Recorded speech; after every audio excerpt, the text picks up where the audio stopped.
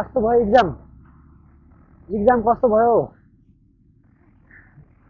exam कस्तो भयो भने के एक्जाम कस्तो भयो राम्रो भयो आज के थियो नेपाली किन लजाको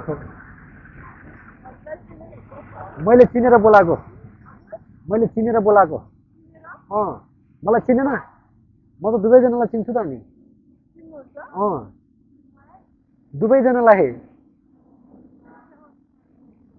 मलाई चिनेन मेरो बोली चिनेन अब दुईटैले मलाई च्याटमा अनि प्रपोज गरेको थियो नि त च्याटमा आई लभ यु लेखेको थियो नि त अनि त्यही भएर दुवैजनाले लेखे के त अनि एसएलसी दिने मान्छेले अनि यसरी आई लभ यु लेख्दै हिँड्ने हो त होइन